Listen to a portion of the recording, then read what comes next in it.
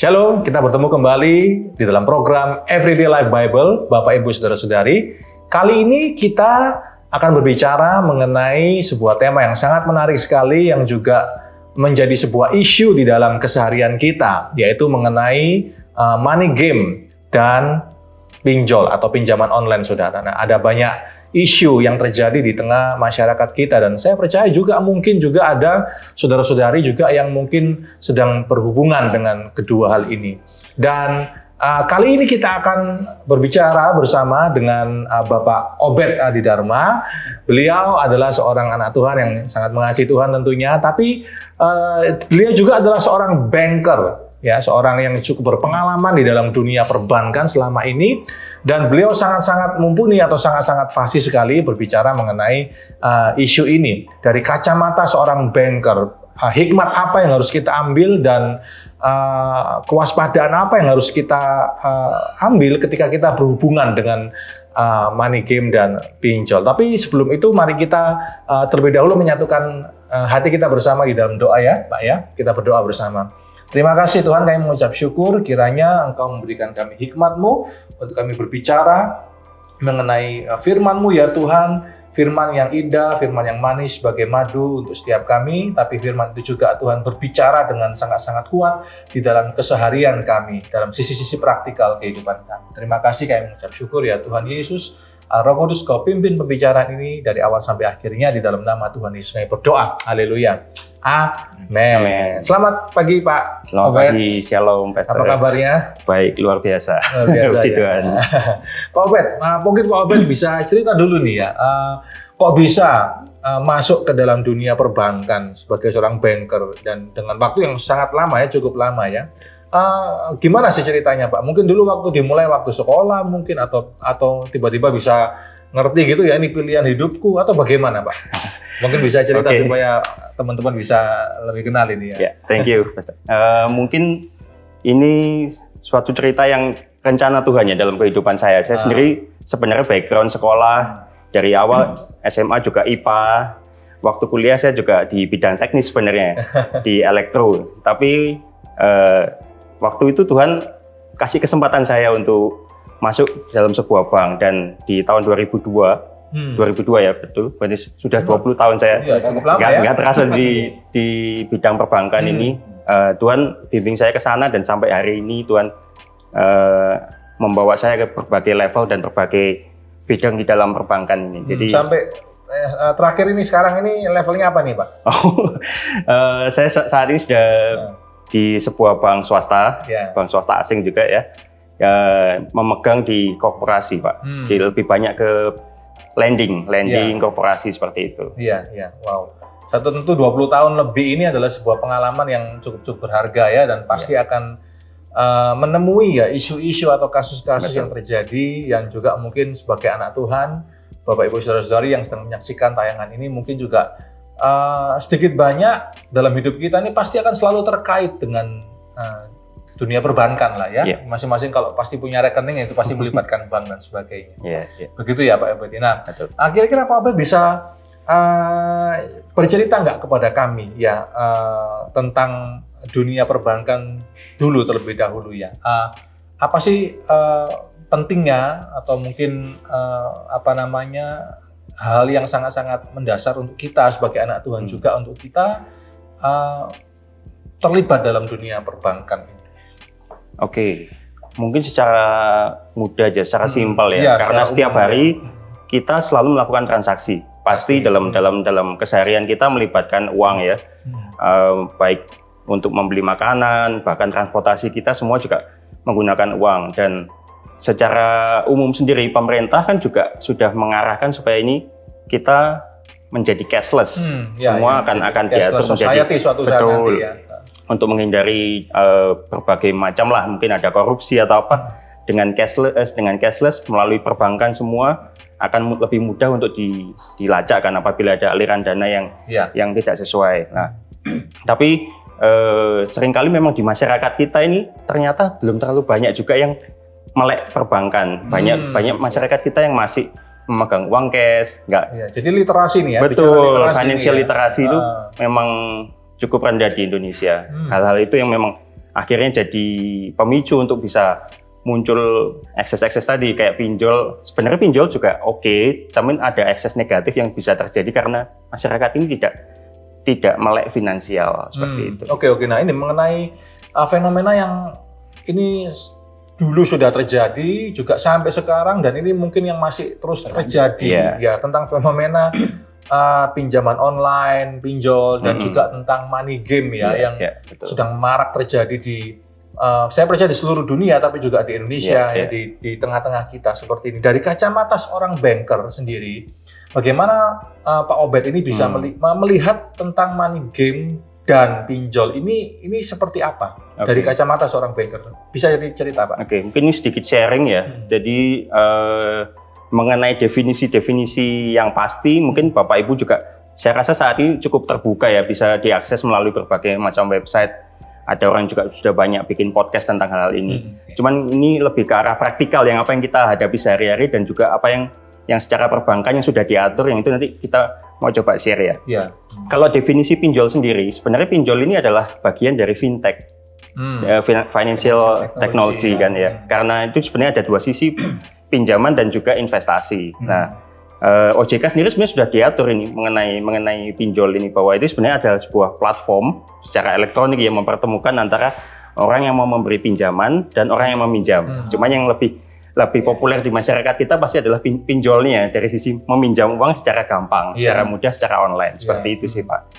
Itu sih yang itu kalau tentang pinjol ya. Pinjolnya, jadi memang pada awalnya dari negara sendiri juga sudah mengaturnya lewat OJK itu ya, lewat berbagai aturan dan sebagainya ya. Bahkan sudah ada yang resmi, sudah ada website OJK itu ada muncul, nanti daftar sekitar kalau nggak salah per yang terakhir itu sudah ada 101 lembaga pembiayaan, yang sudah disetujui secara resmi oleh OJK sebagai yang legal lah ya, secara aturan seperti itu. Iya. Kalau money game sendiri? Nah, kalau dari sisi money game, ini sisi yang sebenarnya terms yang ada di masyarakat kita ya, karena pada umumnya money game ini selalu sebuah makhluk yang dia ini selalu berevolusi. Makhluk tidak kasat mata berarti ya. Akan selalu berevolusi. Mereka pada intinya kan manusia ini kita selalu berusaha mendapatkan uang dengan cara yang gampang seperti itu. Intinya kan semua orang pasti akan tergoda kalau ada satu bisnis yang dibilang wah ini bisnis bagus, untungnya besar, untungnya cepat, perputarannya cepat lah.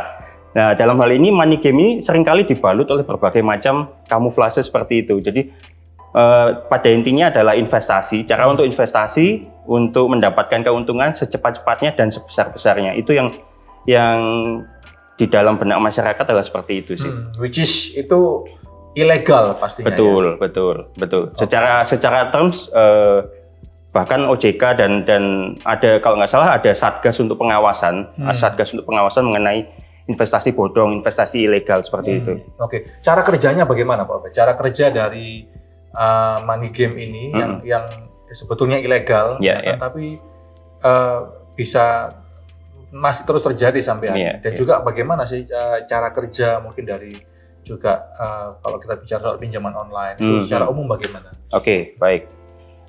Secara umum ya tadi, karena ini sebuah money game ini rata-rata mereka akan menawarkan hasil investasi, janji-janji bahwa uang kita akan berlipat-lipat kali dengan cara yang mudah, dengan apa ya? Kalau orang bilang ini too good to be true lah ya. Intinya salah satu cara yang paling mudah untuk bisa mendeteksi adalah ini too good to be true dibandingkan dengan cara-cara yang konvensional. Tidak masuk akal. Tapi betul. Justru itu yang menarik banyak. Betul seperti itu. Jadi cara mereka untuk menarik adalah pertama-tama adalah too good to be true-nya tadi. Dan pada umumnya kalau investasi yang money game ini adalah skema Ponzi. Bapak Ibu mungkin juga sudah cukup banyak mengenal ya skema Ponzi yang kayak piramida itu. Jadi mereka akan cara mereka mendapatkan keuntungan untuk bisa membayarkan downlink. Betul, itu adalah dari orang-orang baru yang bergabung. Jadi ketika sistem ini masih bisa berputar dengan ada orang-orang baru yang join, pasti mereka akan seolah-olah masih berperformanya bagus, bisa membayar semua baik-baik saja. Oleh karena itu kan seringkali pemerintah juga nggak bisa ngapa-ngapain dengan penawaran-penawaran seperti ini karena memang belum ada yang mengadukan, belum ada yang dirugikan ketika skema ini masih berjalan. Hanya ketika berhenti, berarti bisa dikatakan multi level marketing MLM itu termasuk skema ini. Nah, itu dua hal yang berbeda. Bisa ini gini ya. Kalau yang money game ini memang pure, dia akan intinya dia yang Ponzi tadi adalah menggandakan uang melalui member-member yang baru yang dibawanya. Tapi kalau multi level marketing, mereka tetap akan menjual sebuah produk. Mereka adalah sistem sistem yang menjual produk secara langsung. Nah, mungkin mereka akan membagikan keuntungan karena harga jualnya yang lebih tinggi dibanding harga yang di pasaran seperti itu. Jadi kalau yang money game tadi itu tidak ada barangnya, tidak kasat mata, begitu ya. Betul. Dan yang paling mencolok adalah iming-iming mengenai returnnya yang sangat tinggi, itu loh. Betul. Seperti itu. Oke, paham. Kalau cara kerja dari pinjaman online sendiri? Nah, kalau secara pinjol ini sebenarnya sih sama seperti bank biasa sih, Pak. Seperti bank atau lembaga pembiayaan pada umumnya. Simpan pinjam, betul. Kalau zaman dulu mungkin kita ada koperasi. Nah, tapi dengan adanya teknologi, mereka ini menggunakan teknologi ini supaya bisa lebih mempermudah. Jadi online gitu ya. Secara online peminjam yang pakai handphone, pakai gadget. Betul. Yang menawarkan. Secara interaksinya lebih mudah dan praktis, cuma tinggal pencet-pencet aja sebenarnya seperti itu. Oke. Ya, menarik ya, Pak Abed. Jadi kalau kita melihat bahwa money game dan pinjol itu kan satu bentuk keuangan yang modern ya. Nah, tapi di sini kita perlu, mungkin saya pribadi sih masih belum bisa membedakan apa sih yang dikategorikan itu dikatakan money game atau itu dikatakan pinjol. Nah, keduanya mungkin karena kan kita ikut ini, mungkin apakah money game termasuk judi atau gimana lah. Hal seperti itu kategorinya gimana? Siap. Itu sesuatu yang tadi seperti saya sampaikan di depannya, bahwa memang yang cara paling mudah untuk kita membedakan money game dengan investasi. Mungkin ini kita akan bagi dua topik ya, mengenai money game, bedanya money game dengan investasi yang benar, dan pinjol dengan rentenir. Kalau kita analoginya lebih ke arah rentenir kan, yang negatifnya kan ya. Karena kita akan hindari hal seperti itu. Jadi kalau yang pertama mungkin money game dengan investasi. Ya, yang pertama paling mudah ciri-cirinya itu adalah yaitu tadi yang ditawarkan itu di atas wajaran, di atas rata-rata gitu. Nah, mungkin pasti banyak kan yang bertanya, yang disebut wajar itu kayak gimana? Nah, betul kan? Orang pasti akan kalau 20% itu apakah wajar atau enggak? Nah, seperti itu kan. Nah, kita mungkin lebih secara konservatif ya dalam hal uang ini kan. Tujuan dari kita menginvestasikan adalah supaya uang kita nggak hilang. Yang pertama kan supaya uang kita nggak hilang dan kita mendapatkan keuntungan. Seperti itulah. Kalau kita itu adalah terkait dengan resiko pasti kan, terkait dengan resiko. Kalau yang ditawarkan itu sudah jauh lebih besar, misalkan bunga deposito hanya 5-6%. 5-6% ya. Tapi terus mereka menawarkan bisa 5-6% ini satu hari, wah. Kita pasti harus mulai. Kalau deposito berarti 5-6% itu dalam 1 tahun. 1 tahun ya. 1 tahun dan itu pun masih ada tawaran itu 1 hari udah lama sekali. Betul. Itu pun masih akan dipotong pajak kan, Pak. Ya, hal-hal seperti itu ya. Kita itu paling gampangnya kita ngelihat itunya dulu. Bahkan investor terbesar di dunia di saham yang saat ini Warren Buffett kan pasti semua orang tahu ya. Warren Buffett aja historical itu katanya dia performanya sekitar 20-30% growth-nya setahun. Nah, kalau dia bisa tawarin 20% per bulan ya, itu harusnya lebih hebat dari Warren Buffett. Harusnya itu buat membuat kita jadi tergelitik ya, mempertanyakan, mencari info lebih lanjut seperti itu sih, Pak. Berarti artinya kalau ada seperti itu, kita bisa menganalisa itu nggak mungkin gitu ya? Atau gimana? Kalau saya pertama gini ya, ini tadi adalah saringan pertama sih kalau saya bilang. Saringan pertama, mungkin ada bisnis-bisnis tertentu yang memang lagi naik daun. Misalkan kayak zaman dulu waktu batu bara sedang naik kan itu harganya gila-gilaan, bisa langsung berlipat-lipat. Tapi apakah ini akan sesuatu yang berlanjut secara terus-menerus atau enggak? Betul, ya. Jangan sampai kita terjebak, wah ini bagus, lagi bagus ya. Tapi kalau sudah di pucuk kita masuk, terus tiba-tiba turun, seperti itu. Iya. Jadi itu kalau money game dengan investasi bedanya di sana ya. Betul. Berarti kalau antara pinjol sama rentenir lah ini gimana? Soalnya kan seringkali kita kalau tawarkan pinjol itu kan bunganya kecil gitu ya. 0, berapa persen Nah, baca tapi Iya, bukan per hari. betul, Ini gimana? betul. Oke. Ya, Membedakan kategori itu juga pinjol sama sebenarnya kalau soal pinjol, saya rasa ini masih dalam area yang abu-abu ya, Pak. Karena memang dari sisi OJK, dari sisi pemerintah juga berusaha melindungi masyarakat. Ya. Sudah ada aturan batas maksimum, kalau nggak salah ya, mungkin bisa dicek lagi. Maksimum suku bunga yang boleh dikenakan itu 0,3%, tapi itu per hari kalender, Bapak Ibu. Oh, per hari. Iya, betul. Itu kita mesti jelinya di situ bahwa 0,3% itu adalah hitungan per hari. Nah, misalkan kalau itu kita sebulan kan berapa? Berarti 0,3 kali 30 9% ya berarti. 9% per bulan. Setahun sudah bisa 100% loh, 100% lebih kan? Iya, 2 kali lipat gitu ya. Betul. Makanya penggunaan pinjol sendiri saya kalau dari sisi saya secara pribadi itu lebih ke arah ini memang sesuatu yang emergency atau sesuatu yang memang kita yakin bahwa kita akan menghasilkan return di atas itu.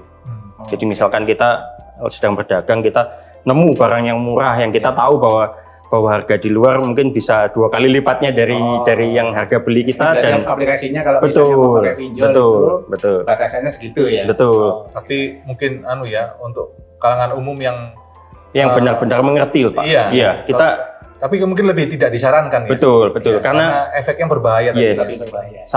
Sama mungkin analoginya seperti ini. Kita mobil itu netral, mobil bisa mengantar kita kemana-mana ya. Kita mau pergi kemana, kita bisa bawa mobil itu membantu kita. Tapi ketika seorang anak kecil, anak SD, dia bawa mobil, memang dia merasa wah enak ini, cepet, kenceng, tapi akhirnya nubruk. Makanya kita mesti berhikmat lah dalam penggunaan financial alat-alat keuangan seperti ini. Gitu. Berarti kalau mungkin antara pinjol sama rentenir, nah ini mungkin ada satu hal yang boleh saya. Berarti apakah pinjol ini bentuk modern dari rentenir? Apa bisa disamakan seperti itu? Secara pasti itu mesti ngelihat case by case ya. Kita nggak bisa mensamaratakan bahwa semua pinjol itu adalah rentenir ya.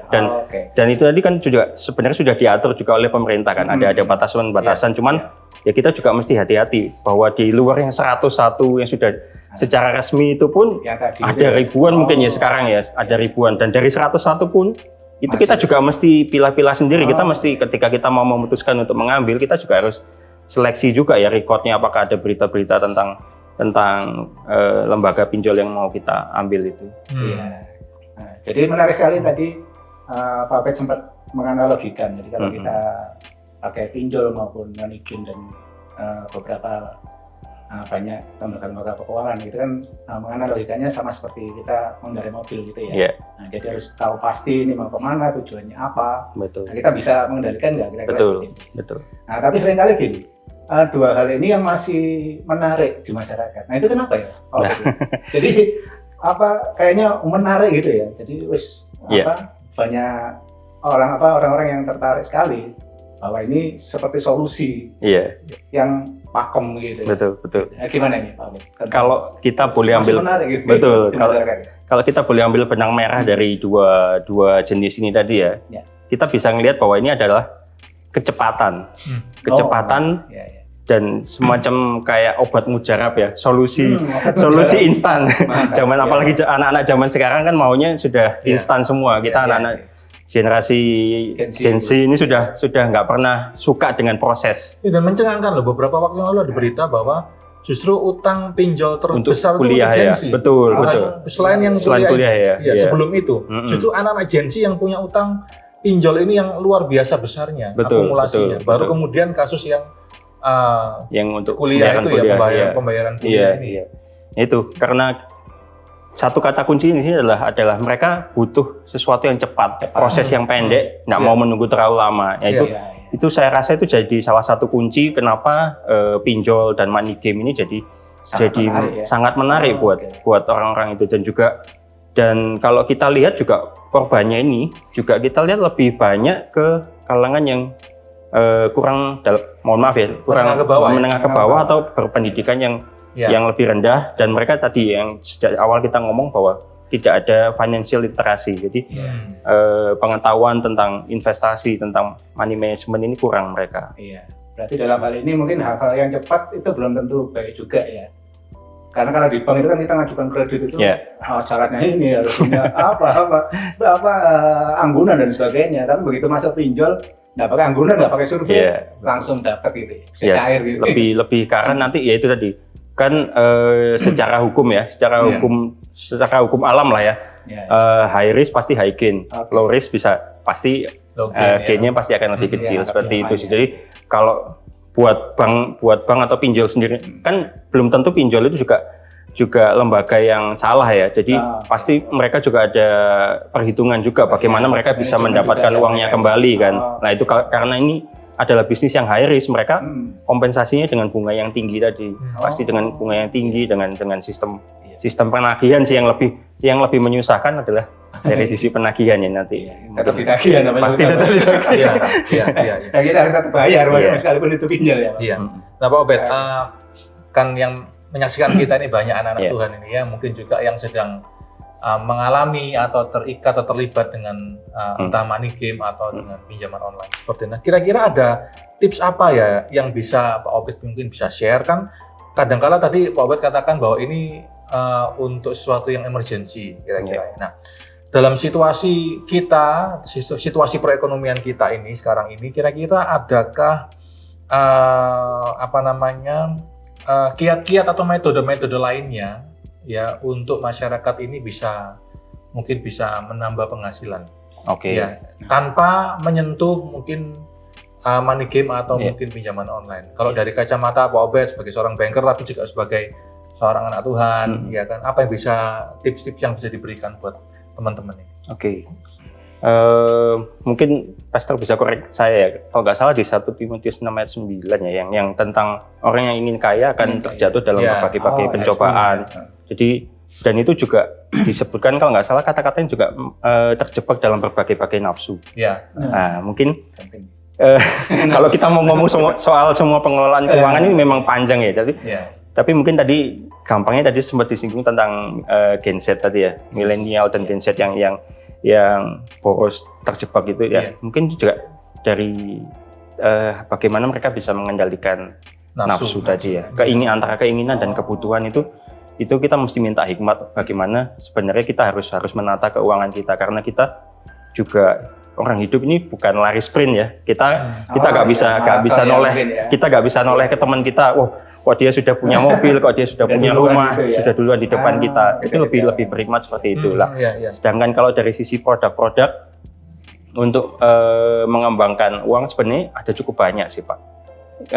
Itu mungkin Bapak Ibu juga bisa cari source yang lain yang sudah cukup banyak saya rasa di website, di YouTube dan macam-macam yang akan membahas tentang untung ruginya dari jenis investasi. Cuman secara umum paling ya orang secara yang konvensional mungkin kayak menyimpan emas, tapi emas batangan loh, bukan perhiasan ya. Emas batangan seperti itu. Terus kalau yang mau gampang ya mungkin kita beli reksadana, terus juga mungkin obligasi pemerintah, dan bank sendiri biasanya ketika Bapak Ibu masuk mau jadi nasabah pasti akan ada semacam KYC ya, yang know your customer, ada kayak kuesionernya, ditanya sekarang umur berapa, rencana keuangannya dalam 5 tahun ke depan seperti gimana, resiko apa, misalkan produk yang berisiko rugi dalam 1 tahun ke depan, misalkan kehilangan 20%, Bapak Ibu masih oke atau enggak. Lah dari situ akan dapat profilnya. Jadi mereka akan coba mengarahkan gitu. Oke. Jadi selalu ada jalan yang lebih aman begitu ya, untuk kita bisa mengelola dan menambah penghasilan ya, daripada sesuatu yang yang resiko tinggi tapi juga itu salah sebetulnya ya. Memang tadi Pak Obed sempat sampaikan tentang ini ya, mengelola hati dan juga nafsu. Nah ini kan juga bisa bicara masalah uang, pengendalian. Selalu bicara soal nafsu, pengendalian diri dalam segala hal. Alkitab sebetulnya sudah ngomong ya tentang itu ya, cuma kadang-kala kita tuh sering lupanya begitu ya. Tergoda ya, karena mungkin prinsipnya dari dulu itu ya sama, tapi metode kan bisa berubah-berubah sesuai dengan perkembangan zaman ya, bisa lebih canggih, lebih menarik dengan berbagai macam event dan promosi dan sebagainya ya. Apalagi kalau kita berhadapan dengan budaya kita ya, budaya pop culture seperti ini yang nggak mau susah ya kan, nggak mau ada proses, pengennya instan, cepat, dan ini adalah sebuah dipandang oleh orang-orang yang hatinya tidak benar ya sebagai ladang bisnis yang Betul, menggiurkan. kesempatan buat mereka. Kesempatan ya untuk tambah menjerat banyak orang ya. Betul. Dengan hal seperti ini. Nah, kira-kira kalau kita hubungkan nih ya, Pak Obed ya, dengan Alkitab sebagai firman Allah ya, kebenaran. Kira-kira ada prinsip-prinsip mana yang selaras dengan Alkitab ini dari sisi-sisi tentang keuangan? Apakah ada bagian-bagian tertentu dari money game atau pinjol yang mungkin selaras atau semuanya paradoks dengan kebenaran? Atau mungkin dari produk-produk yang tadi Pak Obed sempat sampaikan ya, dari berbagai macam bentuk investasi dan pengelolaan keuangan tadi, apakah ada hal tertentu yang selaras dengan kebenaran firman? Kalau saya pribadi, saya lebih saya pegang Tuhan Yesus sendiri juga sempat ada di perumpamaan yang hamba yang baik dan hamba yang jahat itu ya. Sebenarnya mungkin itu talenta bisa bicara dalam hal yang luas, tapi talenta itu bicara mata uang loh. Ya. Itu kan. Cuman mungkin kalau itu, betul kalau dalam hal pengelolaan keuangan saya benar-benar stick to prinsip ini ya, bahwa ini adalah prinsip dasar yang Tuhan sendiri ngomong ke kita bahwa kita harus mengusahakan ya. Apapun yang Tuhan sudah kasih, kita mengusahakannya. Bahkan buat hamba yang malas pun, tadi kan kalau kita baca di situ, kenapa kamu hanya menyimpan? Kenapa kamu hanya menyimpan dan tidak menyerahkannya kepada orang yang mengelola uang? Kalau nggak salah itu ada translation di bahasa Inggris itu, why don't you give it to the bank atau invest it to the bank, and something seperti kayak gitu. Ada salah satu. Ini ilmu kuno sebetulnya. Jadi pada zaman orang yang memiliki keahlian lah intinya gitu. Sebelum zaman Yesus pun sudah ada. Betul, seperti itu. Jadi saya rasa ya kita memang harus benar-benar konservatif ya dalam hal pengelolaan ini. Kita harus benar-benar, intinya kita harus berhikmat, minta hikmat pada Tuhan, di mana kita harus meletakkan investasi kita, apa yang harus kita lakukan dengan semua yang sudah Tuhan percayakan dalam kehidupan kita, seperti itu sih. Iya, menarik ya. Dan yang pasti adalah seperti Pak Obed tadi katakan ya, kita harus punya pengendalian diri yang betul, yang luar biasa ya karena ke depan nanti kalau saya bisa prediksikan ya, semua pasti orang bisa mengira-ngira lah, pasti akan ada produk-produk lainnya yang semakin menggiurkan, semakin tidak masuk akal, justru semakin menggiurkan, dan akan banyak orang yang akan terjerembab ke dalamnya. Kenapa? Karena literasi tadi ya, betul ya. Jadi memang orang harus tambah tercelik ya, harus tambah pintar ya, harus tambah jeli, dan ini kan bicara tentang tingkat pendidikan ya. Tidak selalu orang yang pendidikannya tinggi selalu pasti akan, enggak juga ya kan, ini kan juga bicara masalah hati, nafsu dan semuanya tadi. Tapi minimal orang harus punya literasi pendidikan yang literasi keuangan yang cukup memadai. Nah, kalau Pak Obed lihat nih dalam situasi kita berjemaat hari-hari ini ya kan, kasus-kasus yang terjerembab di dalam money game dan juga dalam pinjaman online ini juga sebagian besar juga, kalau saya boleh katakan, juga orang-orang Kristen sendiri loh, anak-anak Tuhan sendiri, ya kan, yang notabene dianggap ngerti kebenaran, ya kan, tahu firman, tapi oleh karena berbagai hal mungkin merasa terpaksa atau tidak terpaksa, nafsu dan atau tidak nafsu tadi ya kan, memilih untuk terjerembab dalam hal ini. Nah, apa sih, bagaimana kita sebagai anak Tuhan ini ya, sebagai seorang yang mengenal Tuhan sungguh-sungguh, kita apa yang harus kita lakukan dalam kita berhadapan dengan situasi semacam ini? Oke, mungkin saya bisa balik lagi sedikit ke money game tadi ya. Karena skemanya juga skema, mungkin kita lebih berhati-hati dengan ciri-ciri umum lah ya, ciri-ciri umum apa yang terjadi ketika investasinya adalah investasi bodong dengan skema-skema ponzi seperti itu. Kita mesti ngerti sebenarnya bahwa di sini kita nggak mungkin bisa menjelaskan, oh ini A salah, B salah, C money game, karena ini akan selalu berevolusi. Mungkin buat kita yang hidup di sekitar tahun 2000, tahun 90-an, masih ingat nggak dulu pernah ada yang kayak di ATM nanti Bapak transfer ke 10 nomor ini nanti akan dapat lah. Itu cara jadul ya. Itu cara jadulnya zaman dulu seperti itu. Nah, sekarang mungkin dengan robot trading. Mereka sudah membungkusnya dengan skema ini investasi beneran, ada underlying-nya, ada transaksi, betul, ada gitu kan. Betul, secara teknologi ini sudah benar-benar sudah legal lah ya juga. Seolah-olah itu bisa. Betul, gitu ya. betul. Berapapun bisa. Betul kan. Oke. Prinsipnya mungkin ada dua ya, secara logika apakah ini benar bisa menghasilkan seperti itu. Yang kedua adalah apakah ini secara legal dia benar. Nah, kadang-kadang kan dikabulkannya gitu bahwa secara legal dia benar. Kan dia mungkin mereka ngomong saya juga sudah punya izin, sudah ada izin, tapi secara logika kok enggak masuk akal ya. Mungkin lah di situ kita pasti minta hikmat ke Tuhan ya juga. Kira-kira apakah Tuhan kalau aku mau masuk ke sini benar atau salah? Rekomen enggak Pak Obed tentang robot trading ini? Segala macam yang berbau robot trading, rekomen enggak kira-kira? Oke, mungkin ini bisa dibedakan antara robot trading beneran dengan robot dengan yang bisnis money game tadi ya. Karena ini ya balik lagi kayak tadi MLM dengan money game tadi kan ya. Kalau robot trading sendiri kan mereka kemasnya bahwa ini adalah kecerdasan buatan kan, AI ya. Mungkin analoginya AI ini buat kita sehari-hari. Sekarang kalau kita mau cari alamat baru gimana Pak caranya Pak? Kalau Bapak mau Google Maps. Ya, Waze atau betul. Google Maps ya. Itu kan dalam tanda kutip juga salah satu kecerdasan buatan yang membantu kita. Betul. Nah, apakah Bapak pernah nyasar nggak dengan Google Maps? Masih. Masih bisa nyata. Betul kan? Bisa. Ya, seperti itu sih. Itu analogi simpelnya buat kita sih. Ketika kita ngomong bahwa robot trading ini software atau apa gitu ya. Adalah software yang akan membantu kita transaksi, ya. Masih bisa. Tapi pasti akan ada salahnya juga kan. Kalau sudah ada orang yang ngomong ini robotku paling hebat, nggak pernah kalah, nggak pernah rugi. Masalah, gitu. Mungkin itu saya rasakan hal seperti logika sederhana seperti itu kan bisa membantu kita untuk menentukan apakah kita ini benar investasi yang benar atau cuman money game. Seperti hal-hal simpel seperti itu sih mungkin yang kita bisa jadi patokan juga. Oke. Dan kalau ini dikaitkan ya fenomena-fenomena tadi yang kita bicarakan, kalau dikaitkan dengan money laundering ini ya, pencucian uang. Ini ya. Saya masih ingat pada beberapa waktu yang lalu KPK sendiri juga sudah ngomong bahwa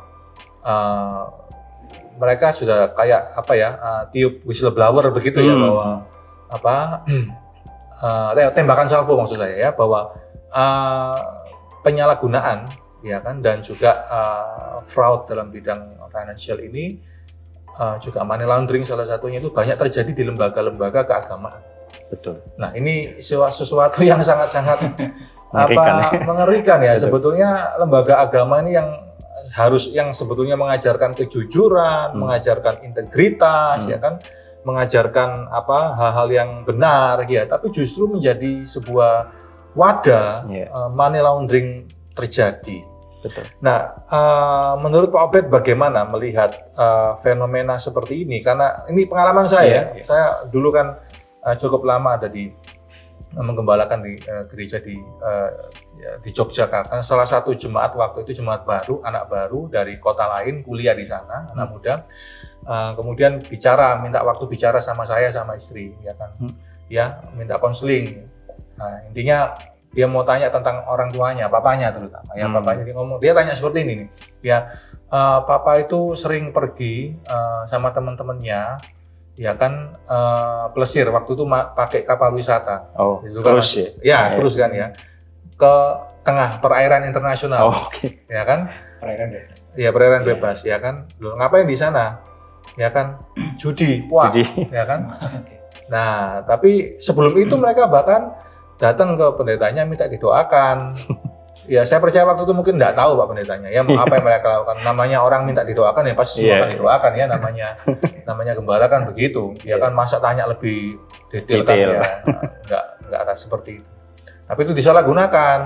Ya kan. Nah, kemudian setelah itu kamu kok nggak ikut? Ya karena itu tadi dia bilang ternyata judi, dan setelah pulang ya kan langsung kasih perpuluhan tuh ke gereja. Ya kan, ya gereja mana tahu ya kan. Yang yang dia sempat tanyakan adalah kenapa Pak bilang begini, ini sebagai penebusan dosa katanya. Nah, ini kan sesuatu yang bisa kita kategorikan loh ini sebagai money laundering sebetulnya tanpa dari satu pihak yang melakukan ya kan, pihak yang lain yang menerima, dalam hal ini gereja kan mana tahu namanya sumbangan dari umat kan, ya kan. Apa yang Pak Obed bisa lihat sebagai seorang banker ini ya kan dalam fenomena apakah tindakan-tindakan money game tadi, pinjol dan sebagainya kan bisa membawa sadar tidak sadar membawa ke dalam sebuah tindakan money laundering seperti ini. Untuk hari ini mungkin untuk ke depan apa efek implikasinya apa yang bisa terjadi? Oke.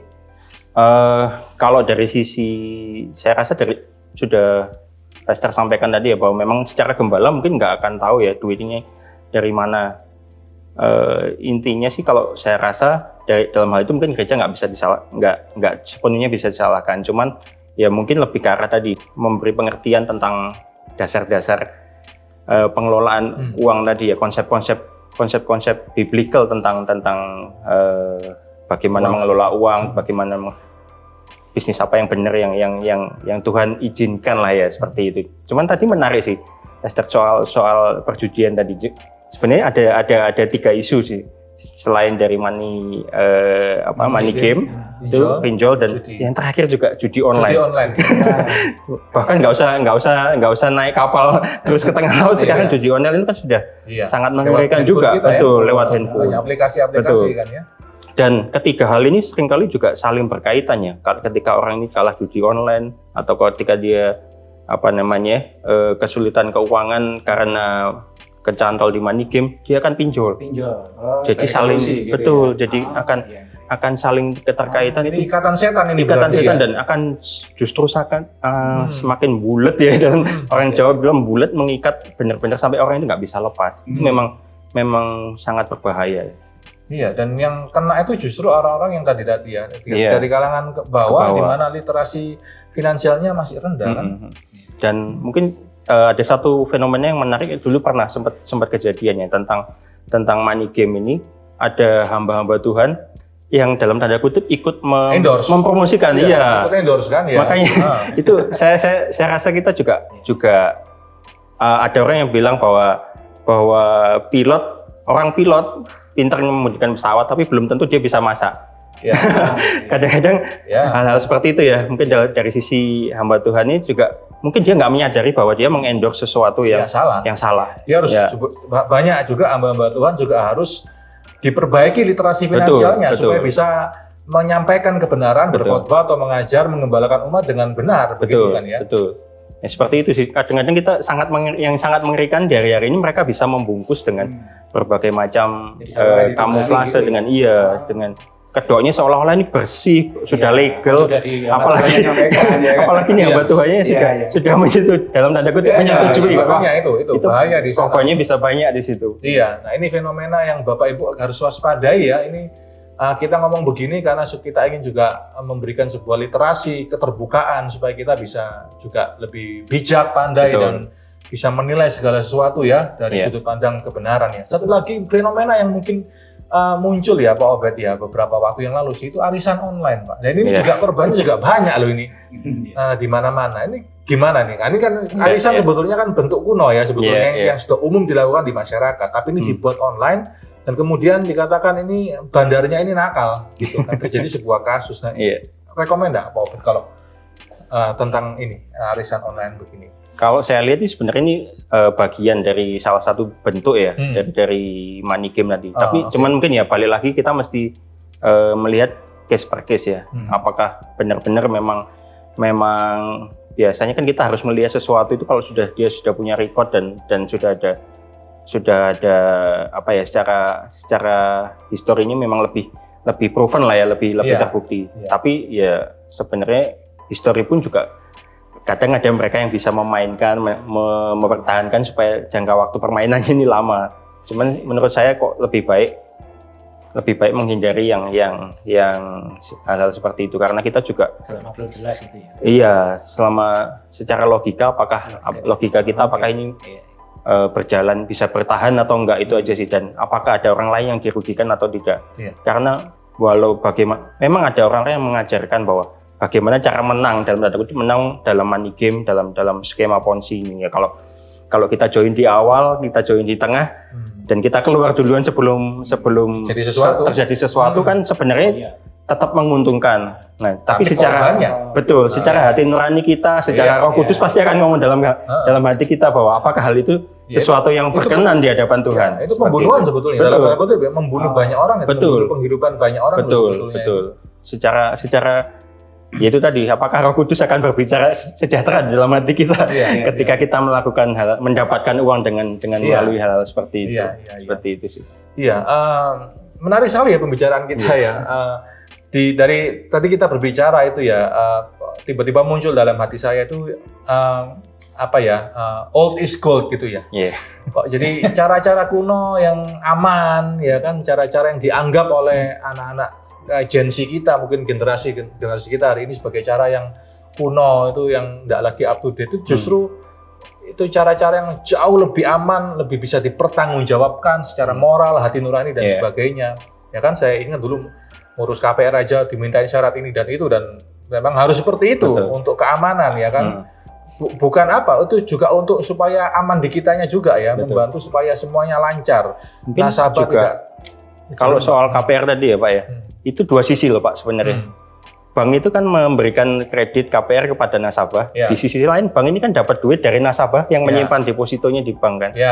Lah kalau bank ini tidak melakukan tugasnya untuk meriset, menganalisa dari kemampuan peminjamnya ini bayar, kan nanti dia juga akan bermasalah dengan orang yang menyimpan depositonya di bank kan. Jadi sebenarnya ini dua sisi. Kita nggak bisa ngelihat dari satu sisi mengenai satu pinjaman ini sih. Seperti itu. Iya, karena berkaitan ya. Betul. Sistem internal itu berkaitan satu dengan yang lainnya ya.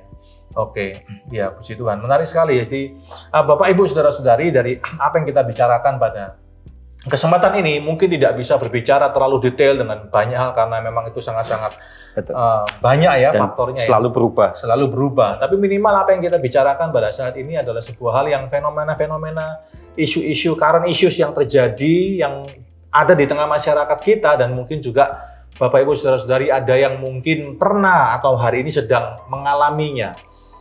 Bagi Anda mungkin yang sudah pernah mengalaminya, hari ini Anda mungkin dicelikkan oleh kebenaran ya, bahwa kita sebagai manusia harus Roh Kudus ada dalam hati kita untuk kita bisa diberikan kuasa untuk mengendalikan nafsu kita ya. Tapi mungkin bagi Bapak Ibu Saudara-saudari yang mungkin sedang terjerembab atau terjerat di dalam apa yang sedang kita bicarakan ini, ya tidak ada kata terlambat ya kalau kita betul-betul mau datang ke kaki Tuhan ya. Yang pertama kita bertobat sungguh-sungguh ya, kita minta jalan dari Tuhan untuk kita bisa lepas dari itu, minta kemampuan dari Tuhan untuk kita bisa lepas dari apa yang sedang menjerembab kita, yang sedang mengikat kita hari ini. Ya kalau kita punya tekad, pasti ada jalan. Tuhan pasti akan buka jalan di mana kita step by step mungkin kita akan bisa selesaikan semuanya. Bukan lari, ya kan? Bukan lari. Kalau kita lari nanti pasti akan ada konsekuensi hukum dan sebagainya ya, yang bertambah masalah akan bertambah banyak, nggak tambah selesai, bertambah masalah. Tapi kalau kita datang kepada Tuhan, Tuhan pasti akan selesaikan. Dan kalau sudah terjadi mujizat Tuhan, seperti Yesus katakan, ya pergi dan jangan berbuat dosa lagi. Ya, Yesus katakan itu kepada wanita yang berdosa itu. Pergi, jadi pertobatan itu harus ada tindakannya, bukan cuma di mulut saja. Ya kan? Pergi dan jangan berbuat dosa lagi. Artinya kalau Tuhan sudah tolong, selesai. Jangan lagi terlibat lagi, jangan lagi jatuh untuk yang kedua kali. Kalau itu berarti bukan pertobatan ya, tapi itu memang sudah diniatin seperti itu. Ya, kita harus berhati-hati Bapak Ibu Saudara-saudari ya, karena dalam segala hal Tuhan kasih kita hikmat ya untuk kita bisa mengelola keuangan kita dengan baik. Ya, ada banyak hal, banyak sumber kita bisa menerima literasi keuangan yang sehat ya. Kita harus juga mengembangkan pengetahuan kita, kapasitas kita supaya kita bisa memiliki pengetahuan yang benar mengenai hal ini. Ya, jangan ragu untuk terus belajar supaya kita bisa mengetahui banyak hal, dan juga jangan gampang tergoda, jangan gampang termakan rayuan, ya kan? Sesuatu yang too good to be true seperti Pak Abed tadi katakan. Semakin tidak masuk akal, semakin menarik, semakin buah pengetahuan itu wow, ya kan, semakin dilihat semakin menggoda. Semakin dipandang, semakin diresapi, semakin tertarik, menggiurkan, akhirnya dimakanlah itu oleh Adam dan Hawa, dan kita yang harus terima akibatnya sampai hari ini. Ya, oleh karena itu Tuhan kasih kita pengendalian diri. Roh Kudus ada di dalam hati kita, Roh Kudus ada di dalam hidup kita. Salah satu buah roh adalah untuk kita mengontrol diri kan, menguasai diri. Kuasai diri kita dalam banyak hal, termasuk dalam hal keuangan. Ya, jangan banding-bandingkan. Kalau ini pesan-pesan ya, yang pesan-pesan praktikal yang Tuhan bisa sampaikan untuk kita semuanya, jangan banding-bandingkan diri kita dengan orang lain. Pak Obed tadi katakan, yang kita lihat teman kita ganti mobil, kita sudah kepanasan, ya kan? Kita sudah pengen lebih lagi. Padahal mungkin kekuatan anugerah berkat finansialnya berbeda. FOMO Pak sekarang. Iya, itu kan ya. FOMO, Bahasa gaulnya itu FOMO ya, fear of missing out. Begitu kan Saudara ya. Nah, kita harus hati-hati dengan jangan membanding-bandingkan dengan apa yang ada pada kita hari ini. Kelola itu dengan baik. Nanti Tuhan kembangkan kan, Tuhan akan buka banyak jalan di mana Tuhan akan bisa menganugerahi lebih, memberikan kasih karunia lebih, di mana kita bisa mengembangkan itu, diberkati lebih. Tapi kalau dasarnya saja dari awal saja sudah greedy, ya kan, sudah kerakusan, ketamakan, ya Tuhan tidak akan mempercayakan hal-hal yang kalau Tuhan percayakan tambah besar, tambah jatuh kita ke dalam banyak hal yang tidak perlu sebetulnya ya. Oleh karena itu mari kita kuasai hati kita sebagai anak Tuhan. Kita harus punya literasi keuangan yang baik, ya. Kita belajar dari banyak pihak juga yang bertanggung jawab, Saudara, ya kan. Dan kita harus melek dengan situasi yang ada dan jangan gampang ikut-ikutan, ya kan, hanya karena nafsu, karena motivasi ini dan itu, ya. Mungkin Bapak Ibu Saudara-saudari berkata, tapi aku ada tekanan kebutuhan. Nah ini tadi Pak ya, tekanan kebutuhan, tekanan ekonomi, tekanan keuangan. Saudara, tekanan ekonomi, tekanan keuangan, semua kita pasti mengalaminya. Dan itu akan dialami oleh semua orang dari berbagai macam generasi. Ya dari dulu, sekarang, selama-lamanya, sampai Yesus datang kedua kali, setiap manusia pasti mengalami yang namanya tekanan keuangan. Saya pikir seperti itu ya. Iya, betul. Tapi tindakan kita, ya, ketika kita dealing dengan situasi semacam itu yang membedakan.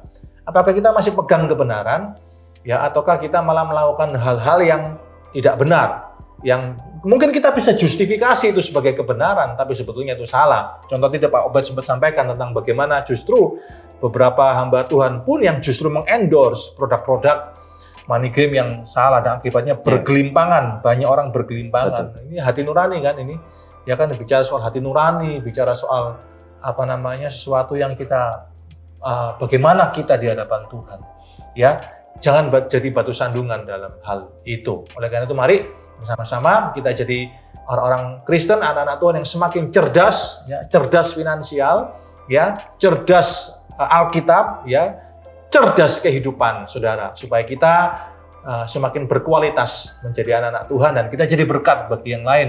Ya, tambah memberkati, tambah memberdayakan, membangun yang lain, bukan tambah menjatuhkan orang lain dengan tindakan-tindakan atau pengetahuan kita, ya kan? Ya kita buat pengetahuan itu jadi senjata untuk menjatuhkan orang lain. Jangan, Saudara. Ya, oleh karena itu mari kita berdoa ya, Pak Obed ya.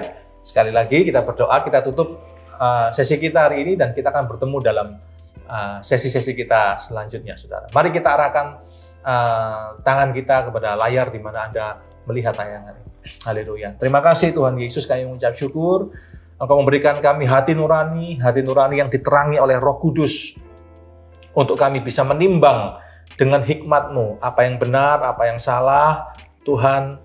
Dan Engkau memberikan kami juga Tuhan hikmat-Mu untuk kami tahu mana hal-hal yang membuat orang lain terbangun, mana hal yang membuat orang lain akan diuntungkan, ataukah hal yang merugikan atau membuat orang lain jatuh. Tuhan, hindarkan kami dari hal itu. Biarkan kami hidup dengan sungguh-sungguh, tidak menuruti nafsu, kedagingan, nafsu dunia. Jauhkan kami dari cinta uang itu Tuhan. Sekalipun tetap kami butuh uang untuk hidup, tapi biarkan semua itu datang dengan kasih karunia anugerah Tuhan. Berikan kami hikmat untuk mengelola dengan benar, Tuhan, supaya semuanya jadi baik dan semuanya akan jadi berkat bagi orang lain. Terima kasih ya Tuhan Yesus, kami bersyukur buat pembicaraan kami hari ini. Berkat-Mu atas Pak Obed, berkat-Mu atas Pak Dian, berkat-Mu atas kami semuanya Tuhan. Dan kiranya Allah Roh Kudus terus mengembangkan kami dan kami terus makin dewasa dalam pengiringan kami akan Engkau. Dan kami jadi berkat membangun orang lain dengan apa yang Kau berikan kepada kami. Terima kasih buat semua kepercayaan anugerah-Mu buat setiap kami ya Tuhan. Kami yang sedang diikat oleh masalah money game, judi online atau pinjol ini, kami datang ke bawah kaki-Mu, kami bertobat Tuhan, tolong kami bisa lepas dari jerat ini Tuhan, untuk kami tidak lagi melakukannya, tapi kami mulai membangun dengan hal yang benar. Terima kasih ya Bapak, terima kasih. Di dalam nama Tuhan kami Yesus Kristus, kami berdoa dan kami mengucap syukur. Haleluya. Amin. Pak Abed, terima kasih banyak buat waktunya. Tuhan memberkati. Ya, dan saudara, kita akan bertemu kembali di dalam episode-episode yang lainnya. Tuhan Yesus memberkati. Amin.